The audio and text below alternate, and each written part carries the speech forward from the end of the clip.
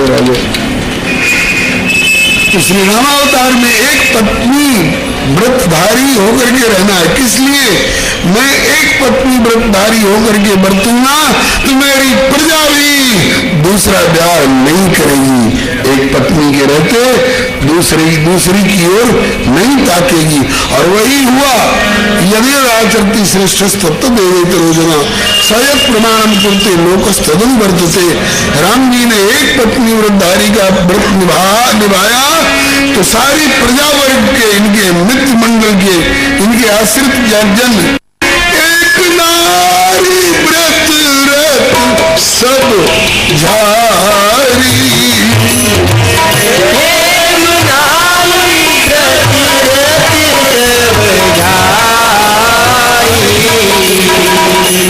जितने पुरुष थे सब एक नारी व्रत वाला हो गए। और ये बोलेगी ते इनकी पत्नियां बोलेगी ते मनु बच क्रम पति हितकारी। ये आदर्श प्रभु ने प्रस्तुत किया। यहां तक कि अब लंका से लौटने के बाद जब प्रभु श्री राम ने गुरुदेव से आग्रह किया कि गुरुदेव कुछ लोग कह रहे हैं कि अश्वमेध यज्ञ किया जाए, कर लिया जाए, आपकी अनुमति है? बोले है। तो कहा कि अश्वमेध यज्ञ करोगे रामभद्र? अश्वमेध यज्ञ कोई विरक्त त्यागी विरागी बाबा जी नहीं करते हैं, कोई गृहस्थाश्रमी राजा करते हैं। और संकल्प करते समय सपत्नी को हम कहकर के संकल्प करते हैं और पत्नी को अपने बगल में बिठा के गठबंधन पूर्वक यज्ञ करते हैं। तो गठबंधन में किसको लोगे? सीता को तो तुम वाल्मीकि जी के आश्रम में भेज चुके हो राघव। यज्ञ मंडप में गठबंधन किसके साथ करा करके यज्ञ करोगे? सीता को बुला सकते हो? बोले अभी नहीं, कुछ भीतरी कारण है जो मैं सीता के साथ सलाह करके और ये योजना को कारगर किया है, अभी नहीं। बोले तो किसी दूसरी के साथ विवाह करके और पाणी ग्रहण करके और उसके साथ गठबंधन करा लो, यज्ञ करा लो। बोले इस अवतार में सीता के अलावे कोई मेरे बगल में नहीं बैठ सकता। विश्वास तब वशिष्ठ जी ने कहा कि अश्वमेध यज्ञ भी नहीं हो सकता है, किसी न किसी के साथ गठबंधन करा करके ही ये यज्ञ संपन्न हो सकता है। तो कहा कि सीता को अभी बुला नहीं सकते हो और गठबंधन के बिना यज्ञ हो नहीं सकता है, तो कैसे किया जाएगा? का श्री रघुनंदन ने कहा कि आपका कर्मकांड अगर अनुमति देता हो तो कोई मध्यम मार्ग बताइए। कहा कि सीता की प्रतिमा रख सकते हो? कहा कि सीता की प्रतिमा रख सकता हूं। तो सोने की प्रतिमा बनी सीता जी की। कथा के बीच में मत आया करिए, कथा चल रही हो तो उस समय कोई व्यासगद्दी के पास आने की कोशिश न करें। यह भी एक जोड़ लीजिएगा और एक और बीच में और जोड़ लीजिएगा कि जिनको 7:30 से पहले उठ के जाना हो, जयकार बोलने से पहले उठ के जाना हो, वो पीछे बैठे, जब चाहे आ जाए, जब चाहे चले जाए। आइए, सीता को बुला नहीं सकते हो अभी, और गठबंधन के बिना यज्ञ हो नहीं सकता है, दूसरी का वाणी ग्रहण कर नहीं सकते हो इस अवतार में। तो मध्यम मार्ग बोले सीता की प्रतिमा अगर रख करके और गठबंधन करा लो तब तो यज्ञ संपन्न हो सकता है। बोले हाँ ये तो हो सकता है। तो सीता की प्रतिमा बनाई गई और प्रतिमा के बाद यज्ञ संपन्न हुआ। श्री जानकी जी ने भी वहां से खबर दी, जब उनको मालूम हुआ वाल्मीकि आश्रम में कि प्रभु अश्वमेध यज्ञ कर रहे हैं, तो बोले गठबंधन किसके साथ कराए हुए हैं? बिना गठबंधन के तो जब हो नहीं रहा होगा। गठबंधन किसके साथ कराए हैं? किसी और का पानी ग्रहण किया? बोले नहीं। कहा कि सीता के अलावे मेरे हृदय सिंहासन पर दूसरी कोई नहीं बैठ सकती है। तब गठबंधन किसके साथ हुआ? बोले सीते प्रतिमा, आपकी प्रतिमा बनी है। श्री किशोरी जी ने कहा कि मेरी छाती जुड़ा गई, मैं उनके हृदय के सिंहासन पर बैठने वाली सम्राज्ञी हूं। प्रभु ने सीता का परित्याग नहीं किया है। प्रजा वर्ग को संतुष्ट करने के लिए अपनी पत्नी सीता का परित्याग नहीं किया है। प्रजा नासमझ, प्रजा में भी नासमझ प्रजा के आलोचना का विषय बनने वाली किसी और का परित्याग किया होगा। और सीता का परित्याग भी किसने किया है? राजा राम ने किया होगा। सीतापति राम ने सीता का परित्याग नहीं किया है। जनक जामाता, जनक जमाई श्री राम ने सीता का परित्याग नहीं किया है। ये परम संतोष की बात है। आपको अगर देखना हो तो भवभूति कवि का उत्तर रामचरितम ग्रंथ काव्य, नाट्य काव्य है, आप पढ़िए, रेफरेंस दे रहा हूं। इसके बाद जब पूरा हो गया, कल्प कल्प की अलग अलग कथाएं हैं। एक कल्प में तो सीता जी को बुलाया ही नहीं, दूसरे कल्प में सीता जी आई भी तो धरती में समा गई, क्योंकि धरती माता से ही प्रकट हुई थी और धरती में समा गई। मतलब कि जिस माँ से प्रकट हुई थी उसी माँ के गोदी में चली गई, मैंने अपने नैहर में चली गई। धरती माता उनकी माँ है, तो माँ जहाँ है वहाँ उनका नैहर है, पियर है। और तीसरे कल्प में, पद्म पुराण वाले कल्प में, जब लव और कुश ने सेना को पराजित कर दिया, घोड़ा को पकड़ लिया, नहीं छोड़ रहे थे, हनुमान जी को बंदी बनाकर जानकी के सामने प्रकट किया। माँ तेरे लिए, अपने लिए घोड़ा लाए हैं और माँ तेरे लिए खेलने के लिए एक बंदर लाए हैं। जानकी जी दौड़ गए, अरे नालायको, किसको तुमने बंदी बनाया है? ये बानर नहीं है, ये तेरा बड़ा भाई है, ये तेरा बड़ा भाई, लो ये तेरा बड़ा भाई है, कुछ बेटा ये तेरा बड़ा भाई है। तुम दोनों का जन्म तो 12,000 वर्ष बीतने के बाद हुआ है और ये अभी मैं 18 और 14 कितना हुआ? जब मैं 32 साल की थी और लंका की पुष्पाटिका में थी, उसी समय इसको मैंने पुत्र रूप में स्वीकारा। ये मेरी गोद लिया, मेरा गोद लिया हुआ दत्तक पुत्र है। ये तुम दोनों का बड़ा भाई है। अच्छा, इनका नाम क्या है माँ? बोले इनका नाम हनुमान है। अच्छा, ये मेरे हनुमान भैया हैं? बोले हाँ। तो ये इस घोड़े के पीछे क्यों घूम रहे हैं? बोले कि घोड़ा तेरे पिताजी का, घोड़ा तेरे पिताजी का। अच्छा, तो हमारे पिताजी ने पृथ्वी के समस्त राजाओं को चुनौती दी थी। हाँ, अरे तो माँ तो हमने पिताजी, लेकिन क्षत्रिय धर्म के अनुसार हमने कोई गलत नहीं किया है। अंत में रघुनाथ जी को आना पड़ा और थोड़ी दूरी पर ठहर करके और लक्ष्मण को भेजे, लक्ष्मण जाओ। और ऐसे 2 पुत्रों को जन्म देने वाले कुछ और लोग ऐसे तेजस्वी ओजस्वी प्रतापी पुत्रों को जन्म देने वाली मेरी सीता को बुला के लाओ, शाप की अवधि पूरी हो गई। श्री लक्ष्मण जी आए। पद्म पुराण वाली कथा बता रहा हूं।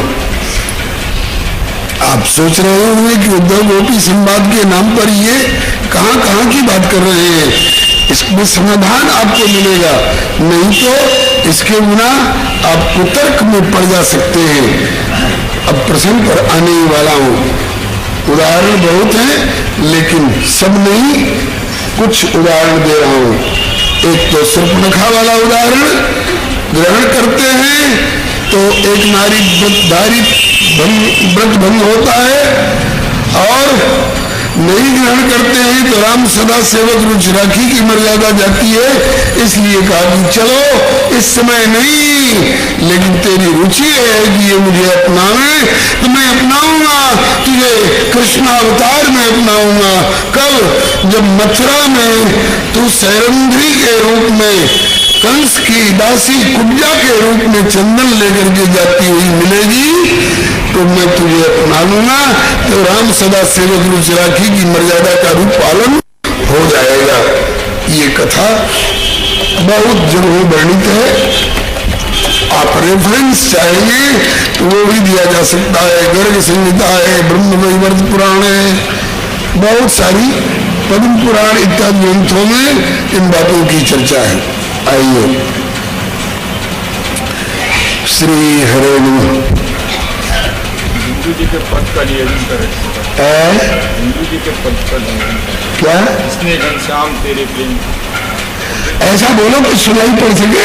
बिंदु जी के पद को निवेदन कर रहे हैं। हाँ, बिंदु जी का पद अब बाद में आएगा। लक्ष्मण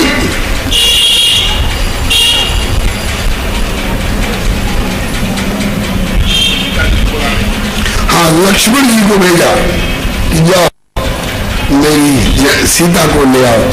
लक्ष्मण जी आए, मातेश्वरी पधारो, प्रभु याद कर रहे हैं। नहीं जाऊंगी ऐसा नहीं कहा, ऐसा नहीं कहा कि एक बार आप पूछ के आइए बउआ लखनलाल जी, मैं जानती हूं कि मुझे अपनी तरफ से रुष्ट होकर नाराज होकर के नहीं भेजा था, प्रजा में क्षोभ था तो प्रजा को संतुष्ट करने के लिए उन्होंने भेजा था, ये मैं जानती हूँ। इसलिए प्रभु के प्रति मेरा कोई रोष आक्रोश और उड़ाना शिकवा गिला नहीं, लेकिन एक बार जाके प्रभु से पूछ आइए कि क्या उनकी प्रजा अब संतुष्ट हो गई, क्या प्रभु की प्रजा संतुष्ट हो गई? अब प्रजा से अनुमति मिल गई मुझे अपने घर में रखने की। तो लक्ष्मण जी आए। क्यों लक्ष्मण अकेले कैसे आ रहे हो? वे नहीं आई, बोले आने को तो तैयार है, लेकिन उन्होंने जिज्ञासा की है कि क्या प्रभु की प्रजा संतुष्ट हो गई? प्रजा ने संतोष व्यक्त किया। अगर अब प्रभु बुलाकर मुझे अपने घर में रखेंगे तो फिर प्रजा शिकायत तो नहीं करेगी। तो प्रभु थोड़ा दृष्टि नीचे झुका लिए और फिर कुछ सोच करके बोले कि लक्ष्मण जा करके कहना। उत्तर देते कुछ नहीं बना। तो प्रभु ने कहा कि लक्ष्मण जाकर एक बार कहो कि मेरी किसी भी रुचि और मेरी किसी भी आज्ञा पर उन्होंने किंतु परंतु अगर मगर ननु नेचर कुछ कभी सोचा नहीं था क्या? और अगर आज तक मेरी रुचि और मेरी आज्ञा पर उन्होंने कुछ सोचा नहीं, केवल उसका पालन किया, जो सृजत जग पालत हरति रुख पाई कृपा निधान की। तो आज जब मैं आज्ञा दे रहा हूं कि चली आवे, तो अब ये प्रजा संतुष्ट है कि नहीं है, ये प्रश्न उठाने की बात उनके मन में कैसे आ रही है? लक्ष्मण उनको तो चला आना चाहिए। मैंने कहा कि चली जाओ तो चली गई, मैंने कहा कि चली आओ, क्योंकि मेरी रुचि रखने में अपने प्राणों को भी बलिदान करने को तैयार रहती है, इसलिए वो चली गई थी और अब मेरी रुचि रखने के लिए आ जाना चाहिए, उनको तर्क नहीं करना चाहिए। लक्ष्मण जी ने आकर के कहा, चरणों में प्रणाम किए। किशोरी जी ने पूछा, प्रभु लखनलाल जी क्या आज्ञा हुई? बोले प्रभु कह रहे इन्होंने कभी भी मेरी रुचि और मेरी आज्ञा पर कोई तर्क नहीं किया। आज तर्क कैसे उठ गया उनके मन में? जब मैंने आज्ञा दी कि चली जाओ, चली गई। जब मैं आज्ञा दे रहा हूं कि चली आओ, तो उनको चली आना चाहिए। बोले ऐसी बात है, अभी चलिए। वाल्मीकि जी के चरणों में प्रणाम करके बताइए, प्रभु याद करो तो चलो बेटी मैं तुम्हें लेकर के चलूंगा। एक बार जनक जी ने राम के हाथ में तुम्हें सौंपा था, दूसरी बार अग्निदेव ने लंका में तुम्हें प्रभु के हाथ में सौंपा था। क्षीर सागर इंदिरा राम ही समर्पी आज सो। आज वाल्मीकि जैसा पिता स्थानी आज फिर तुमको राम के हाथों में सौंपेगा। आज राम फिर तुमको ग्रहण करेंगे। और प्रभु श्री किशोरी जी आई और कुश और लौ के साथ आई और उसके बाद यज्ञ मंडप में श्री राम जी के पास आई और प्रभु के चरणों में प्रणाम किया। प्रभु ने उनको स्वीकार किया और उसके बाद जितने दिन तक इस धरती पर रहे उतने दिन तक श्री किशोरी जी साथ रही। जिनको वियोग नहीं सहन होता है वो लोग इस कल्प की कथा को हृदय से आलिंगन करते हैं।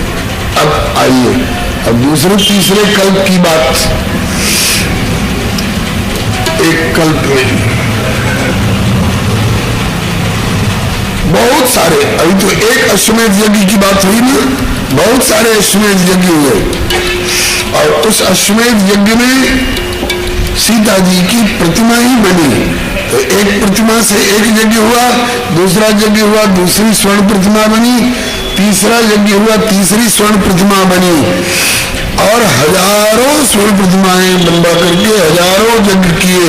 गोस्वामी जी ने तो कोटिन कहा है, कोटिन बाजमेद प्रभु की ने, जो प्रभु के लिए असंभव नहीं है मनुष्य के लिए असंभव था।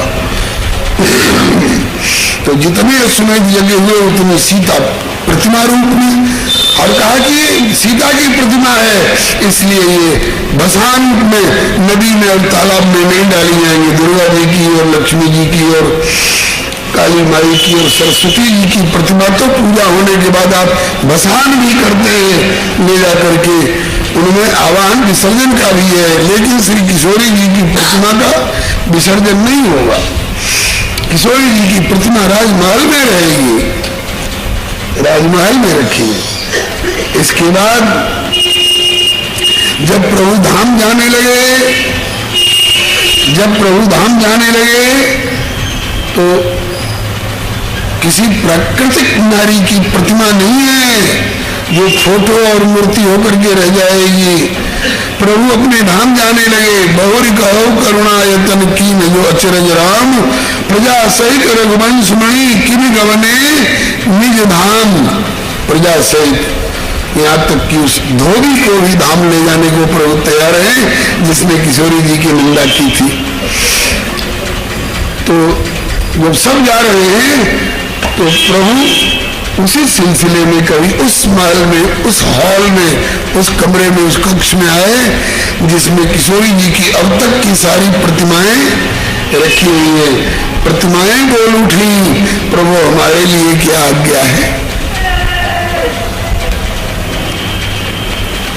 हम किसी प्राकृतिक जड़ की प्रतिमा नहीं है, हम उनकी प्रतिमा हैं जो उद्भव स्थित संहार कारिणी क्लेशहारिणी सर्वश्रेष्ठ सीताम नतो हम राम वल्लभाम। हमारे लिए क्या आज्ञा है? कहा कि अभी आप लोग अंतर्धान हो जाइए और फिर केवल यज्ञ मात्र तक हमसे सेवा लेनी थी कि उसके पश्चात वाली भी सेवा ली जाएगी। बोले सेवा लूंगा लेकिन अभी नहीं करूं। बोले कि त्रेता युग में बाचा हारी, त्रेता युग में बाचा हारी, कि द्वापर पूरी हो आश्रित हारी, द्वापर पूरी हो आश्रित हारी। ध्यान दीजिएगा, ये कथा हर जगह नहीं मिलेगी। इस शरीर से भी मिल रही है जिन गुरुजनों से सुनने के बाद प्रसाद रूप में, इस शरीर से भी ये कथा बार बार होगी, ये कोई जरूरी नहीं है। ध्यान दीजिएगा। कुछ भाइयों ने काशी से मनोज जी को भेजा है कि ये कथाएं हवा में न उड़ जाएं, इसलिए इसको टेप में भर करके रखो। वो ही क्रिया हो रही है। ये हमारी मनगढ़ंत एक भी कथा नहीं है बंधुओं, ये शास्त्र पुराण सम्मत कथाएं हैं, इतिहास पुराण सम्मत प्रसंग है। आइए अब प्रभु ने कहा, उन श्री किशोरी जी की प्रतिमाओं से कहा, उन्होंने पूछा हमारे लिए क्या आज्ञा है?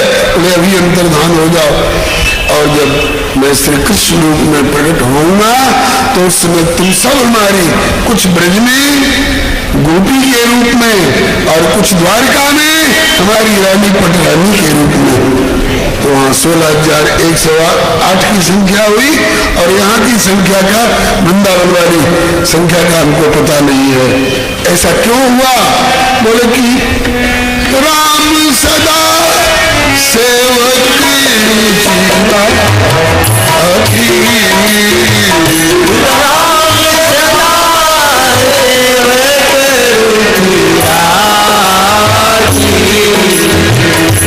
वेद पुराण साधु सुर साखी,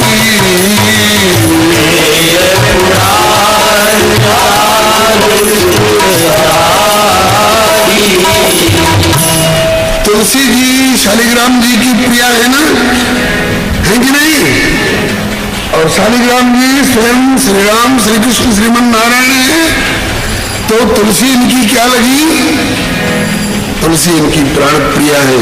अब तुलसी के मन में अगर आ जाए कि प्रभु जब सबके साथ आप प्रेसी के रूप में व्यवहार कर रहे हो तो हमें केवल तुलसी के रूप में अपने ऊपर विराजमान रहने का ऐसा क्यों? क्या हमें भी स्वीकार करोगे? कहा कि आना द्वापर में और तुम बहुत स्वरूपों से वृंदावन में प्रकट होकर के रहना। वृंदावन तुलसी, वृंदावन मने तुलसी वन, और उस तुलसी वन में हमारी सारी लीलाएं होंगी, हमारी सारी लीलाओं में भाग्य।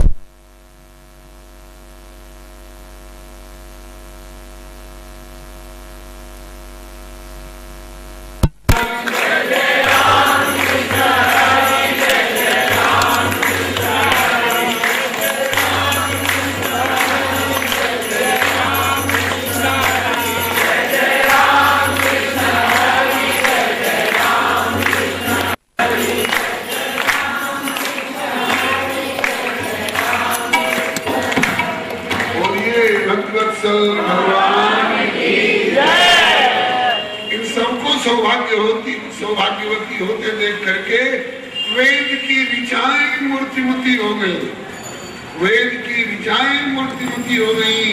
प्रभु सबको आप अपना रहे हैं, यह देख करके हमारे हृदय में भी लालसा हो रही है, हमको भी आप अपनावे।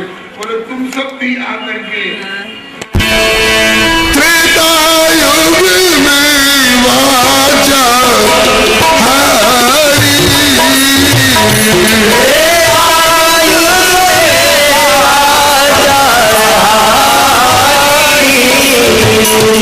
द्वापर पूरी हो आस प्यारी, द्वापर पूरी हो आस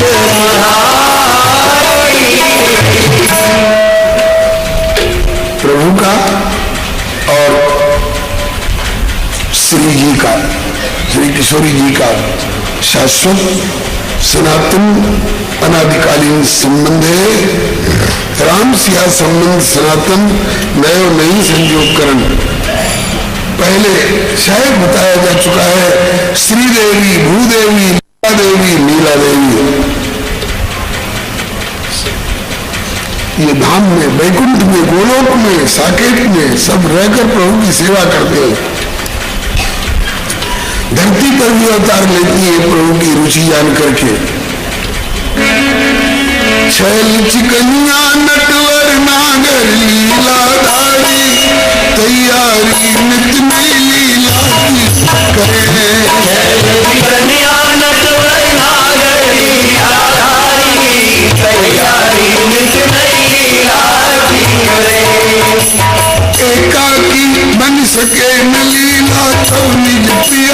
हो रहे। की बन सके न लीला तब निज प्रिया में हो श्री लीला लीला लई संकेत खड़ी कर जोरे। श्री लीला लीला लई संकेत खड़ी कर जोरे। प्रकृति अंतरंगा, यह प्रकृति अंतरंगा अभिन्न रुचि प्यारी तैयारी नित में लीला की करे। प्रकृति अंतरंगा अभिन्न रुचि प्यारी तैयारी नित में लीला की करे। छल कन्या नटवर नागर लीला धारी तैयारी नित में लीला की करे। कन्या नटवर नागर लीला धारी तैयारी नित में लीला की करे। ये हूँ प्रभु रुख रखे सदा और प्रभु इनको रुख राखे। ये हूँ प्रभु रुख रखे सदा और प्रभु इनको रुख राखे। ये करे करावे सोई जो प्रभु अभिलाखे श्री मुख भाखे। करे करावे सोई जो प्रभु अभिलाखे श्री मुख भाखे। ये करे करावे सोई जो प्रभु अभिलाखे श्री मुख भाखे। करे करावे सोई जो प्रभु अभिलाखे श्री मुख भाखे। प्रभु की रुचि लख लख के, प्रभु की रुचि लख लख नित नाम में सब बलिहारी तैयारी नित में लीला की करे। प्रभु की रुचि लख लख नित जावे सब बलिहारी तैयारी नित में लीला की करे। कन्या नटवर नागर लीला तैयारी नित में लीला की करे। कन्या नटवर नागर लीला धारी तैयारी नित में लीला की करे। परिकर सहित पथ परिकर मित नवल बिहारी तैयारी नित में लीला की करे। परिकर सहित बद परिकर मित नवल बिहारी तैयारी नित में लीला की करे। भक्तवत्सल भगवान की। आप लोग शंका मत करना कि रामावतार में जो काम नहीं कर सके वो कृष्णावतार में करेंगे। इसका मतलब राम जी में सामर्थ्य नहीं थी तो और कृष्ण जी समर्थ है, इसलिए ये भेद मूर्ख लोग करते हैं, कृष्ण को दो समझते हैं। कुछ मर्यादाएं ऐसी थी जिसको की रक्षा करना आवश्यक था, इसलिए भले श्री रामावतार में, क्या रामावतार में बंसी बजा सकते थे कि नहीं, सितार वादन कर सकते थे कि नहीं। वाल्मीकि रामायण पढ़िए, लिखा है गांधर्वे च भुवि श्रेष्ठ बभूव भरताग्रजः। गंधर्व विद्या में उस समय राम जी की बराबरी करने वाला संगीत में कोई दूसरा नहीं है। वाल्मीकि जी का वाक्य गांधर्वे च, मैंने गंधर्व विद्या में, गान कला में, वंशी वादन में, वीणा वादन में श्री किशोरी जी जो बजा करके सुना देती हैं, जो रघुनंदन बजा के सुना देते हैं, कोई नहीं कर सकता। तो सब कर सकते हैं, लेकिन कहा कि अभी इस समय की जो कुछ मर्यादा है उसका ध्यान रखते हुए हमको करना। क्या उस समय में चाहते कि जानकी जी, कौन जानकी जी, जिनकी अग्नि परीक्षा हो चुकी है, जिनके लिए ब्रह्मा गवाही दे चुके हैं, सूर्य गवाही दे चुके हैं, चंद्रमा गवाही दे चुके हैं, धरती गवाही दे चुकी है, पवन देव गवाही दे चुके हैं, अग्निदेव गवाही दे चुके हैं, आकाश गवाही दे चुका है कि सीता परम पुनीता है, परम पवित्र है। अग्नि में परीक्षा भी हो चुकी है। और ऐसी सीता जी को इस धोबी की मजाल जो कह दे कि 10 महीने लंका में रहकर आई हुई सीता को घर में क्यों रख लिया राम ने। इस धोबी की मजाल चाहते तो उस समय भी उसके टुकड़े टुकड़े कर देते, लेकिन गुरु जी की आज्ञा थी, रामभद्र तुम राजा हो, प्रजा रंजक होना चाहिए राजा को। अगर तुम्हारे किसी क्रिया से हरे राम